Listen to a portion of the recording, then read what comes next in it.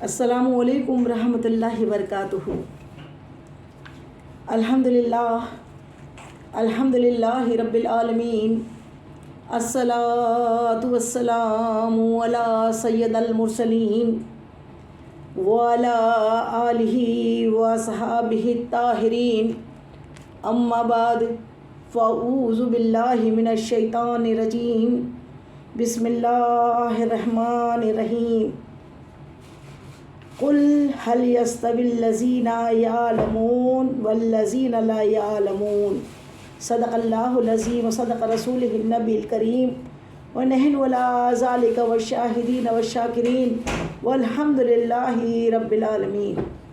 معزز سامعین، ہم سب کچھ سنے یا سنائے اس سے پہلے مناسب ہی نہیں ضروری سمجھتی ہوں کہ غنبد خضراء میں آرام فرمانے والے ہمارے آقا و مولا، ہمارے غم گسار آقا، وہ سونے سونے پیارے پیارے مدنی آقا، جو رب کے محبوب، دانا غیوب، مکی سردار، مدنی تاجدار، ہم بے بسوں کے بس، ہم بے کسوں کے کس، تمام عالموں کی رحمت، تمام عالموں کی جان پر نہایت ادب و احترام کے ساتھ درود و سلام کا تحفہ بڑی محبت و عقیدت کے ساتھ پیش کریں۔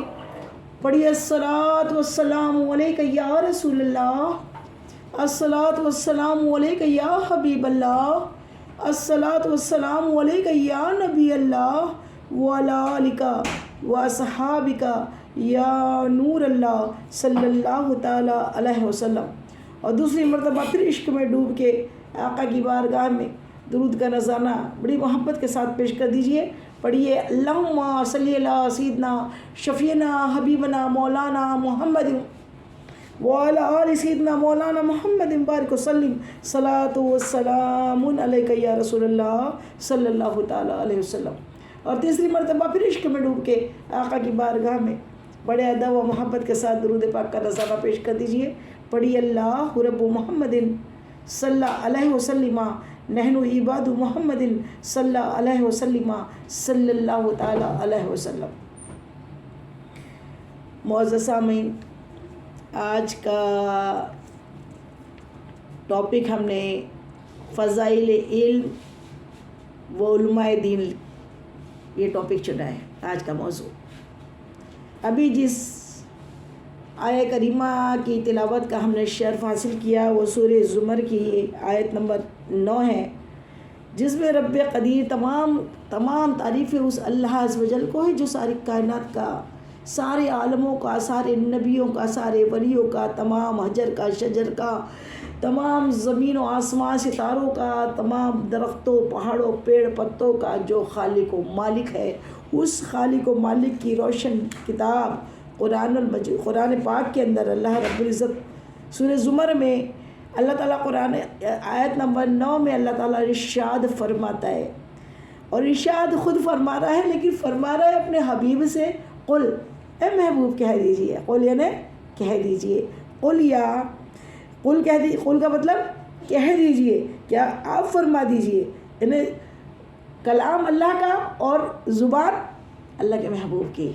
اللہ تعالیٰ اپنے محبوب سے کہلوا رہا ہے کہ اے محبوب، اے میرے محبوب، آپ فرما دیجئے، کیا علم والے اور بے علم برابر ہے؟ Question mark. کیا علم والے اور بے علم کیا ہے؟ برابر ہو سکتے ہیں؟ برابر ہے؟ تو یہ اب اسی پہ آئیے غور و تفکر کریں ہم۔ قرآن پاک کی آیت ہے اور اللہ تعالیٰ نے اسے اپنے حبیب سے کہلوایا ہے ہم کو قرآن پاک میں کہ آپ کہہ دیجئے، اے محبوب آپ کہہ دیجئے، قل، آپ کہہ دیجئے کیا علم والے اور بے علم برابر ہے؟ تو اسی پہ ہم غور و تفکر کرتے ہیں، کیا علم والے اور بے علم برابر ہو سکتے ہیں؟ نہیں، جس کا جواب اس کے سوا کچھ نہیں، کہ دونوں برابر نہیں ہیں اور نہیں ہو سکتے، اور برابر ہو بھی کیسے سکتے ہیں؟ کہ علم جو ہے نا وہ بینائی کا نام ہے، اور جہل جو ہے نابینائی کا۔ بینا و نابینا ایک نہیں ہو سکتے۔ نور اور ظلمت میں یکسانیت کیسے ہو سکتی ہے؟ رات کی تاریکی دن کے اجالے کی ہم پلہ کیوں کر ہو سکتی ہے؟ اور شب دیزور کا اندھیرا عالم تاب کا مقابلہ کیا کر سکتا ہے؟ تو پتہ چلا، کیا پتہ چلا؟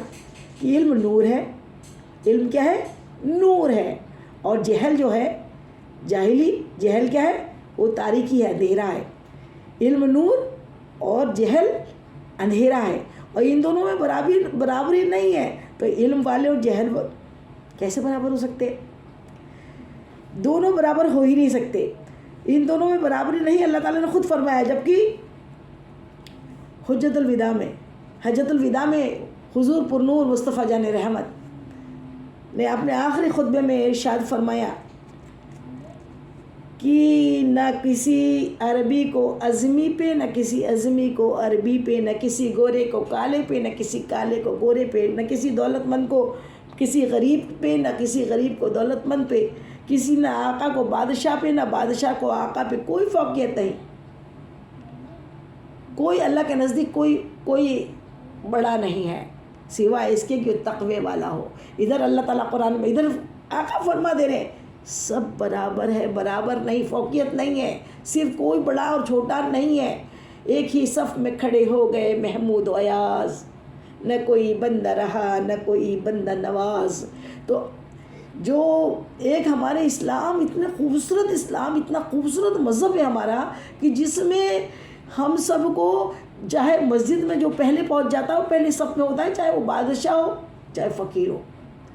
وہاں پہ کوئی سب بندی یہ نہیں ہوتی کہ یہ وی آئی پیز ہے، اور ایک جیسے کوئی بڑے کلچرل پروگرامز ہوتے ہیں اس میں وی آئی پیز کے لیے چیئرس لگائی جاتی ہے، وہ سامنے کی صف میں وی آئی پیز کو بٹھایا جاتا ہے۔ یہ مسجد جو اللہ کا دربار، سارے عالم کے بادشاہ کا دربار، وہاں بادشاہ آئے تو اگر وہ دیر سے آیا ہے تو وہ پیچھے کی صف میں ہوگا، فقیر ہے اس کا غلام ہے، اور اگر وہ پہلے آ گیا تو وہ آگے کی صف میں نماز پڑھے گا۔ وہاں پہ کوئی یہ نہیں ہے کہ کوئی بڑا ہو کوئی چھوٹا ہے، وہاں پہ وہ ہے جو اللہ کے نزدیک، اللہ کے قریب، جو تقوی والا، اللہ سے خوف کرنے والا، ڈرنے والا ہے۔ لیکن ادھر اللہ تعالیٰ خود فرما رہا ہے، کیا فرما رہا ہے؟ اے محبوب آپ فرما دیجئے کیا علم والے اور بے علم ایک برابر ہو سکتے ہیں؟ تو جواب نفی میں نہیں ہو سکتے۔ کیسے نہیں ہو سکتے؟ کیونکہ اندھیرا اجالے کے جیسا نہیں ہو سکتا نا، بینائی نابینائی کی جیسی نہیں ہو سکتی، نور ظلمت کے جیسا نہیں ہو سکتا نا۔ تو یہ ایسی تشبیہ دی گئی کہ یہ اور یہ دونوں برابر نہیں ہو سکتے۔ عالم ہوتا ہے اور عابد ہوتا ہے، اور اس میں دونوں میں برابری ہرگز نہیں ہو سکتی۔ تو یہ علم کی فضیلت پہ آج بیان ہے، اور فضائل علم میں قرآن پاک نے فرمایا، کیا فرمایا قرآن پاک نے؟ قل هل يستوي الذين يعلمون والذين لا يعلمون، تم فرما دو، کیا فرما دو؟ کہ علم والے اور جو نہیں جانتا، جاننے والا اور بے جاننے والا، جاننے والا اور نہیں جاننے والا کیا ایک برابر ہے؟ نہیں ہو سکتے۔ حدیث پاک میں بھی حضور اکرم صلی اللہ علیہ وسلم نے، ہمارے آقا کریم صلی اللہ تعالیٰ علیہ وسلم ارشاد فرماتے ہیں کہ حصول علم کو جاؤ اگر چین جانا پڑے، علم دین حاصل کرنے کے لیے، علم حاصل کرنے کے لیے جاؤ۔ آقا یہاں فرما رہے ہیں اب چین میں تو دین کا علم نہیں ہے، علم تو ہر نفع دینے والا علم حاصل کرنا انسان کے اوپر فرض ہے، علم حاصل کرنا فرض ہے۔ اور دوسرے راوی حضرت کثیر بن قیاس ہے جو اس طرح فرماتے ہیں، کیا فرماتے ہیں کہ میں حضرت ابو درداء کی مصاحبت میں دمشق کی مسجد میں بیٹھا تھا کہ ایک مرد آیا، اور اس طرح ہم کو معلوم ہوا، دمشق کی مسجد جو ہے اس میں حضرت ابو درداء رضی اللہ تعالیٰ عنہ جو صحابی رسول ہے حضور پاک کے، وہ وہاں پر بیٹھے تھے، اور یہ جو راوی ہے وہ یہ کہتے ہیں حضرت کثیر بن قیاس ہے جو اس طرح فرماتے کہ میں حضرت ابو درداء کی مصاحبت میں ان کے ساتھ میں بیٹھا ہوا تھا، کہاں؟ دمشق کی مسجد میں بیٹھا ہوا تھا کہ ایک مرد آیا، اور اس طرح ہم کلام ہوا کہ اے ابو درداء، اس نے بات چیت کی، کیا کی؟ اے ابو درداء، میں مدینہ منورہ صلی اللہ تعالیٰ علیہ وسلم سے سفر کر کے آپ کی خدمت میں حاضر ہوا ہوں، اور یہاں حاضر ہونے کا سبب وجہ یہ ہے صرف محض کہ احادیث کریمہ سننے کی غرض سے کیوں حاضر ہوا ہوں کہ آپ کے پاس میں نے سنا ہے حضور پاک کی ایک حدیث مبارکہ ہے، وہ سننے کے لیے میں اتنا لمبا سفر مدینہ منورہ سے طے کرتا ہوا دمشق پہنچا ہوں، صرف اس غرض سے۔ میری غرض نہ گھومنا پھرنا ہے، نہ کوئی اور چیز ہے، کوئی اور کام نہیں ہے، صرف میں حضور پرنور مصطفیٰ جان رحمت کی حدیث حاصل کرنے، آپ سے سننے کے لیے اتنے دور کا سفر طے کر کے آپ کے پاس آیا ہوں، اور مجھے خبر ملی ہے کہ آپ حضور کے مرفوعاً روایت کرتے ہیں، حضور سے جو آپ نے سنا ہے وہ آپ بتاتے ہیں، اس کے علاوہ میری کوئی غرض و غایت نہیں ہے۔ تو حضرت ابو درداء جو صحابی رسول ہے رضی اللہ تعالیٰ عنہ نے فرمایا کہ میں نے حضور سے سنا، آپ فرماتے ہیں کہ کوئی ایسی راہ پر چلا، یہ حدیث پاک ہے، ہاں کیا فرمانے ہیں، حدیث پاک کیا بتایا، میں نے حضور پر نور مصطفیٰ جان رحمت محمد مصطفیٰ صلی اللہ علیہ وسلم سے سنا کہ جو کوئی ایسی راہ پر چلا جس میں حصول علم کا خواہاں ہے، علم دین حاصل کرنے کے لیے وہ حاضر ہوا ہے، علم دین حاصل کرنے کے لیے وہ اس راہ پر چلتا ہے، تو وہ جنت کی راہوں میں سے ایک راہ پر چلتا ہے۔ علم دین حاصل کرنے کے لیے کسی راہ پر چلنا کیا ہے، حضور نے فرمایا، میرے آقا نے کیا فرمایا کہ جنت کی راہ پر وہ چلتا ہے۔ جیسے کئی اجتماع ہیں، ہم جا رہے ہیں اٹینڈ کرنے کے لیے، تو جب تک اس راہ پر چلتے رہیں گے، وہ راہ معمولی راہ نہیں کہی ہمارے آقا نے، اس راہ کو جنت کی راہ کہی کہ وہ جنت کی راہوں میں چلتا ہے۔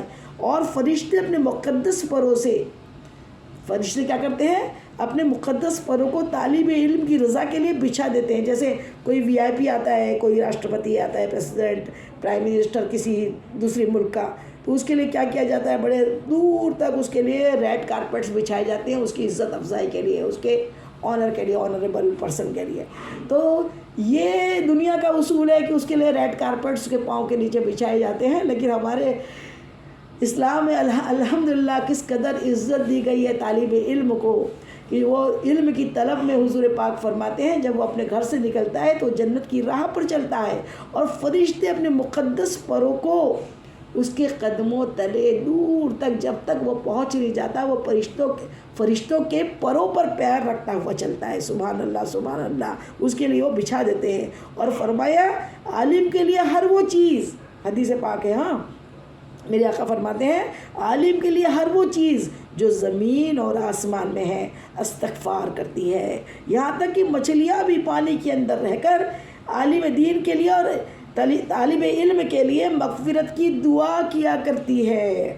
سبحان اللہ سبحان اللہ۔ اور پھر فرمایا عالم کی فضیلت، پھر کیا فرمایا، یہ پوری حدیث پاک چل رہی ہے، پھر کیا فرمایا کہ عالم کی فضیلت عابد پر، عام بندے کی بات نہیں کی جا رہی، جو کبھی کبھی جمعہ نماز پڑھتا ہے، اس کی بات، اس سے کمپیئر نہیں کیا جا رہا عالم کو، عالم کا کمپیریزن اس سے کیا جا رہا ہے جیسے لوگ بولتے ہیں ہم کو تو بہت علم ہے، ہم تو اتنا پڑھتے ہیں، ہم کو تو یہ معلوم ہے، ہم کو تو یہ معلوم تھا، آپ یہ کیا بتا رہے ہیں، ایسی جو باتیں کرتے ہیں نا کہ اپنے آپ کو بہت بڑا عالم جیسے سمجھ لیتے ہیں۔ عالم ہے، عابد ہے۔ عابد کسے کمپیریزن حضور پاک نے کیا عالم کا، وہ عابد جو شب بیداریاں بھی کرتا ہے، تہجد پڑھتا ہے، پورے روزے رکھتا ہے، کثرت سے نمازیں پڑھنے کے ساتھ، تہجد کے ساتھ اشراق، چاش، اوابین، یہ نمازیں بھی ادا کرتا ہے، اس کو عابد کہتے ہیں۔ قرآن پاک کا ہمہ وقت وہ قرآن پاک کی تلاوت کرتا ہے، درود میں مشغول رہتا ہے، اس کو عابد کہتے ہیں۔ ابھی عالم نہیں ہے، صرف عابد ہے۔ تو آقا فرما رہے ہیں کہ عالم کی فضیلت عابد پر، عام پر نہیں، عابد پر۔ عالم کی کیا فضیلت ہے؟ ایسی ہے جیسے 14ویں رات کے چاند کی فضیلت ستاروں کے اوپر ہوتی ہے۔ 14ویں رات کی چاند جو ہوتا ہے نا، وہ کتنا بڑا چاند، تو چاند ہوتا ہے نا، ستارے ہوتے ہیں، تو چاند کی فضیلت عالم کی طرح چاند ہے، اور عابد جو ہے وہ ستاروں کی مانند ہے۔ عابد پر ایسی ہے جیسے چاند ہو 14ویں رات کا، اور اس کے بنسبت عابد کیا ہے، ستارے۔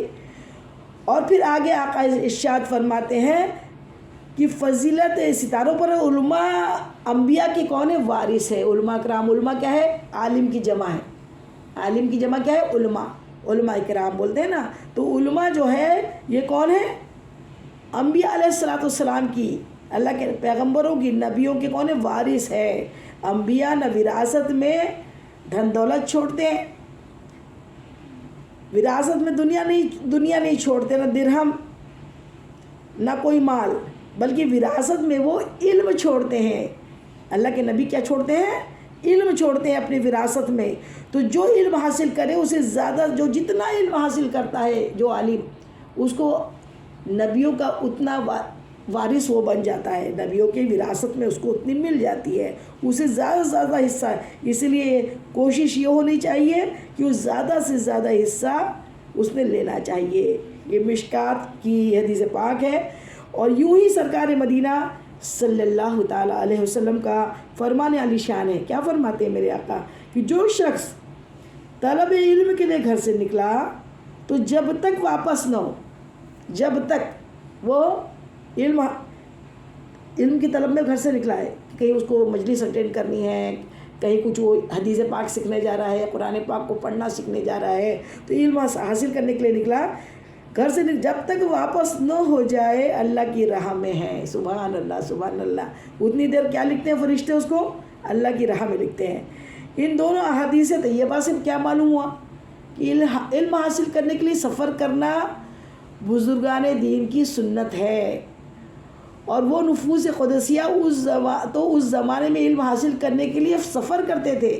آج تو یہ ہے کہ بار بار علم کے لیے بلانا پڑتا ہے، بار بار لنک شیئر کرنی پڑتی ہے، بار بار انہیں بتانا پڑتا ہے۔ الحمدللہ آپ سب جو ہیں ماشاءاللہ وہ ہر ہفتے بنا اس کے پابندی کے ساتھ ان میں جو آپ لوگ ہو وہ اپنے آپ ہی یاد سے آتے ہو۔ یہ آپ پہ خاص اللہ کا کرم ہے، کہ اس قدر بڑا کرم ہے کہ اللہ جسے چاہتا ہے اپنی مجلس میں بلاتا ہے کہ ادب سے آؤ، ادب سے بیٹھو، ادب کرو، یہ ادب کی جہاں ہے، یہ ایسی ویسی نہیں ہے محفل، یہ محفل میلاد مصطفیٰ ہے۔ اور جو حضور پاک کی مجلس میں آ جاتے ہیں وہ بہت سے تحفے لے کر جاتے ہیں، اور تحفے کیا ہے؟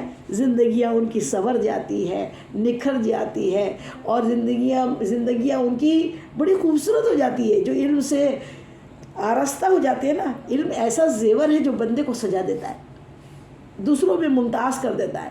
وہ جب علم والا منہ کھولتا ہے تو پتہ لگ جاتا ہے کہ اس کے منہ سے موتی جھڑ رہے ہیں، اور ظاہر ہے اس کے پاس بے حساب اگر روپیہ پیسہ ہے، بناؤ سنگار ہے، مہنگے کپڑے ہیں، لیکن جب وہ اپنا منہ کھولتا ہے اور علم اس کے پاس نہیں ہے تو پتہ لگ جاتا ہے دکان ساری کوئلے کی ہے۔ اللہ اکبر۔ علم بڑی خوبصورتی کا نام ہے۔ علم جو مل جائے، جس کو جتنا علم ملتا ہے اتنا وہ نکھر جاتا ہے، سنور جاتا ہے۔ تو اسی لیے جو ہمارے بزرگان دین تھے وہ علم حاصل کرنے کے لیے، ہمارے غوث پاک کا میں نے کہا لاسٹ دن سمجھ لیے کہ حضور غوث اعظم نے علم حاصل کرنے کے لیے بغداد شریف کا سفر کیا، اور وہاں پر آپ نے علم کے ہر گوشے سے پھل کھائے، اس کو حاصل کیا، بڑی مستعدی کے ساتھ علم حاصل کیا۔ تو یہ علم حاصل کرنے کے لیے اپنے گھر بار کو چھوڑنا، یہ میرے غوث پاک کی بھی سنت ہے، بزرگوں کی سنت ہے، ولیوں کی سنت ہے، یہ جاتے تھے۔ تو یہ بلندی اور درجات بھی جو ہوتے ہیں نا اسی سے بنتے ہیں۔ عالم کی فضیلت بتاتے ہوئے حضور پرنور مصطفیٰ جان رحمت نے فرمایا کہ ایک عالم کی فضیلت ایک عابد پر ایسی ہوتی ہے جیسی میری فضیلت۔ سبحان اللہ سبحان اللہ۔ کیا فرما رہے میرے آقا کہ ایک عالم کی فضیلت، عالم جو ہے جس نے علم حاصل کر لیا، عابد پر اس کی ایسی فضیلت ہے جیسے کہ حضور پاک فرما رہے جیسے میری فضیلت تم میں سے کسی ادنا انسان پر، تم میں سے کسی ادنا پہ حضور کی جو فضیلت ہے، ہم میں سے جو ہم ادنا انسان کے اوپر سے جو حضور پاک کی برابری ہو ہی نہیں سکتی نا، ہم میں ادنا میں اور حضور کے میں کوئی کمپیریزن ہے ہی نہیں، نبیوں میں بھی نہیں ہے۔ حضور پاک کو تو اللہ نے اس قدر علم دیا، اس قدر علم دیا کہ آپ علم کے شہر ہیں، اور حضرت علی کرم اللہ وجہہ کو آپ نے فرمایا علی علم کے شہر کا دروازہ ہے۔ سبحان اللہ سبحان اللہ، علم کے شہر، آپ کو اس قدر علم اللہ تعالیٰ نے عطا فرما دیا۔ تو علم اس قدر عطا ہو جائے، اور پھر کیا فرما دیا آپ نے کہ میری امت کے ادنا پہ جیسے میری فضیلت ہے ویسی عالم کی فضیلت عابد پر ہے۔ سبحان اللہ سبحان اللہ۔ انسان کو اس فریضے کو پورا لحاظ کرنا چاہیے، جیسا کہ حدیث میں ہے کیا ہے، علم دین کا سیکھنا کیا ہے، ہر مسلمان مرد و عورت پر فرض ہے، فرض، کوئی نفل نہیں ہے، سنت نہیں ہے، کیا ہے، علم حاصل کرنا ہر مرد اور عورت کے اوپر کیا دیا گیا ہے، اللہ تعالیٰ نے کیا کیا، فرض کیا ہے۔ اقرأ باسم ربک الذی، جو پہلی قرآن پاک کی آیت نازل ہوئی نا، یہ علم پہ دلالت کرتی ہے۔ اللہ تعالیٰ نے سورہ فاتحہ نہیں نازل کی، سب سے پہلے حضور پرنور مصطفیٰ جان رحمت کے قلب اطہر کے اوپر جو وحی نازل ہوئی نا،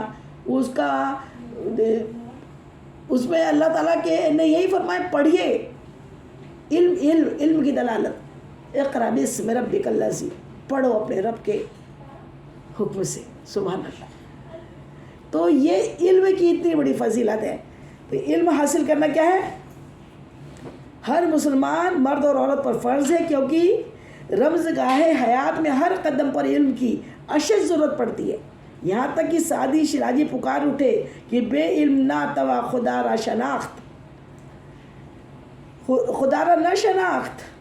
قرآن پاک میں فرمایا کہ اللہ تمہارے ایمان والوں کے لیے ان کو جن کو علم دیا گیا درجے بلند فرمائے گا، سبحان اللہ سبحان اللہ۔ قرآن پاک میں اللہ تعالیٰ پھر 28ویں پارے میں اللہ تعالیٰ ارشاد فرماتا ہے، اللہ تمہارے ایمان اور ایمان والوں کے، تمہارے ایمان والوں کے اور ان کے جن کو علم دیا گیا درجے بلند فرمائے گا۔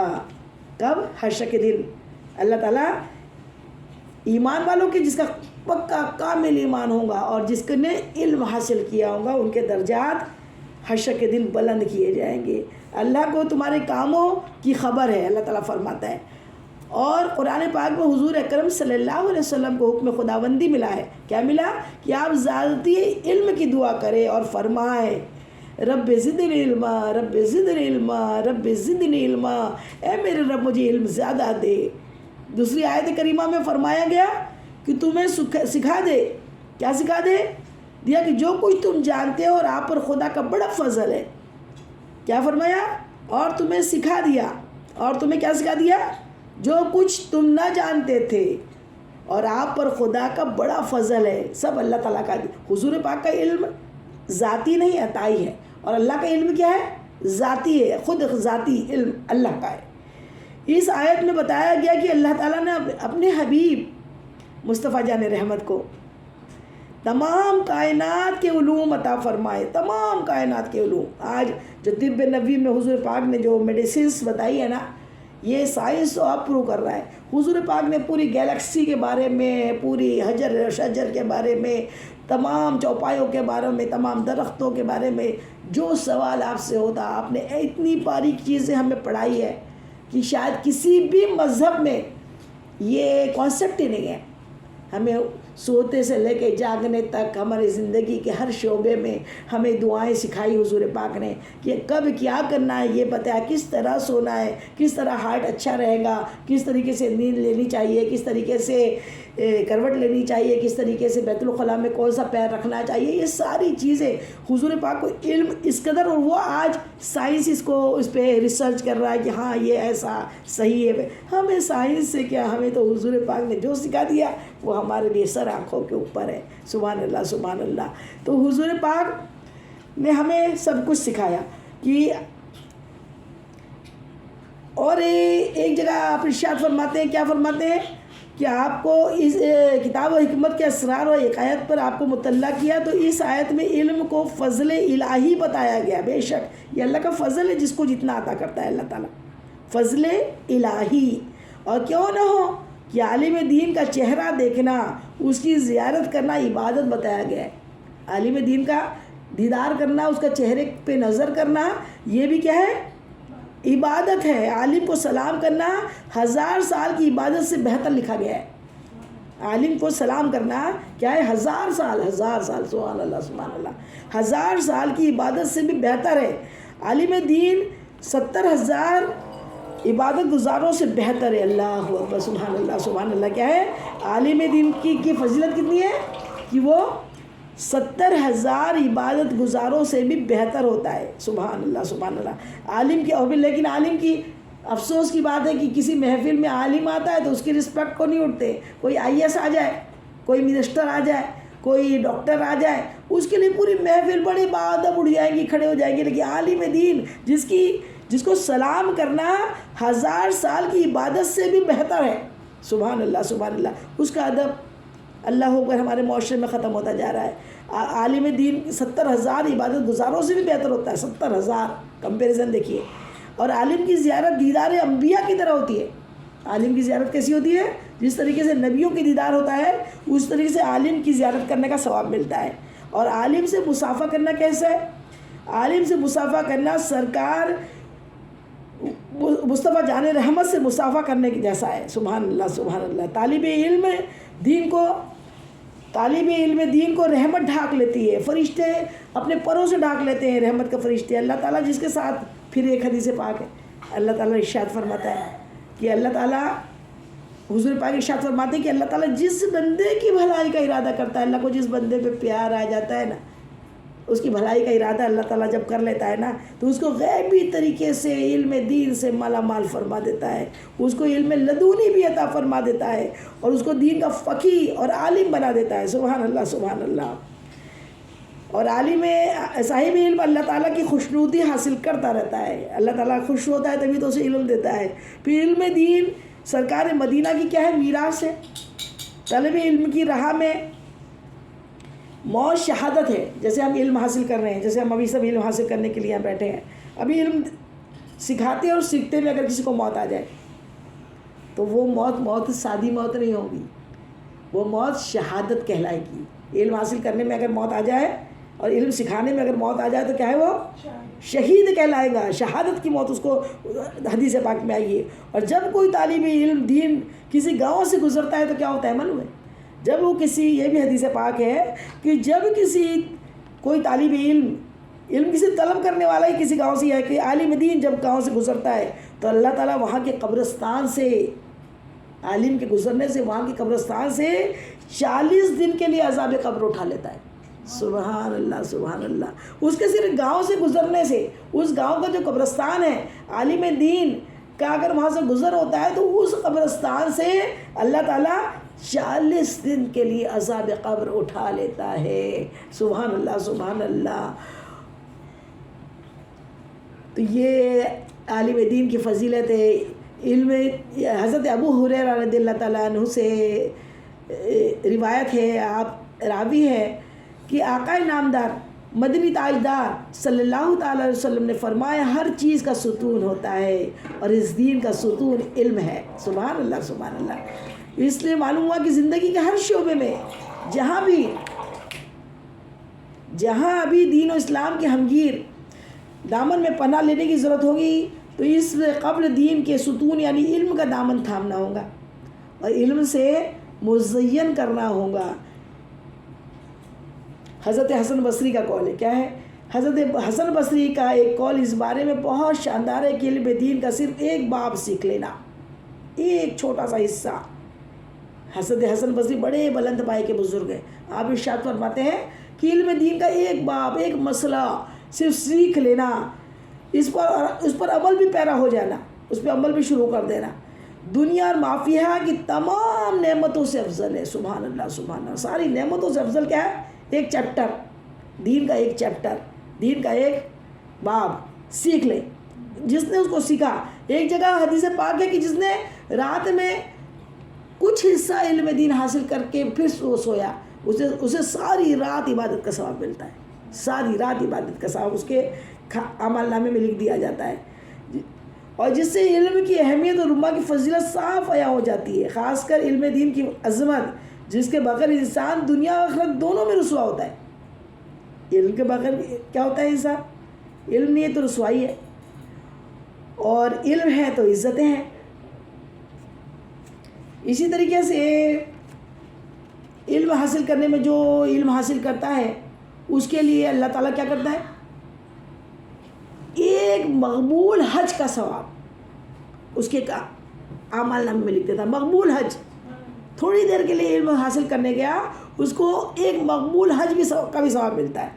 ہزاروں رکعت نفل نماز پڑھنے کا بھی ثواب ملتا ہے. خاص علم حاصل کرنے جانا، سیکھنے جانا، اس کے لیے خاص طور پہ وقت نکالنا اپنا کہ ہمیں کیا کرنا ہے؟ سیکھنا ہے، علم حاصل کرنا ہے. تو ہم کیا کرتے ہیں؟ ہمیں تو بلانے کے بعد بھی ٹائم نہیں ملتا ہے. 90% لوگوں کا حال کیا؟ 99% لوگوں کا حال یہ ہے کہ انہیں علم سے کوئی سروکاری نہیں ہے. بس کبھی موقع ٹائم نہیں ملتا. اچھا تو پھر کب ٹائم ملے گا؟ مرنے کے بعد ٹائم ملے گا. مرنے کے بعد تو پھر کوئی ٹائم نہیں ملے گا. اگر اچھے تھے، وقت کا صحیح یوز کیا تو جنت ملیں گی. وقت کا صحیح یوز نہیں کیا تو جہنم ملے گی. تو پھر کہاں ٹائم ملنے والا ہے؟ ٹائم تو یہ اس سے اچھا تو میری نظر میں کوئی عمل ہی نہیں ہے. علم سکھانا اور علم سیکھنے سے بڑھ کر کوئی عمل نہیں ہے. گھر میں ابھی 1-2 گھنٹے کے اندر ہم ہفتے بھر میں جو 1.5-2 گھنٹہ ہم نکالتے ہیں ابھی علم کے لیے، اس میں ہم کیا کر لیتے ہیں؟ سننے والے سنتے ہیں، ہم بولنے والے، ہم پڑھانے والے پڑھاتے ہیں. اس میں کیا ہوتا ہے؟ ایک مقبول حج، ابھی آپ لوگ جو بیٹھے ہیں، ایک مقبول حج آپ کے کھاتے میں لکھا جائے گا. 1000 رکعت نفل نماز کا ثواب لکھا جائے گا. اور اگر موت آ جائے تو شہادت کا ثواب لکھا جائے گا. اور اتنی زیادہ اور بخشش، اللہ کی بخشش. اسی پہ ایک حدیث مبارکہ یاد آ رہی ہے کہ جب کوئی علم حاصل کرنے کے لیے مجلس سجتی ہے نا، اور لوگ مجلس میں بیٹھتے ہیں، یہ بھی مجلس سے دور دراز تک اللہ کے رحمت کے فرشتوں نے رحمت کی چادر تان دی ہے.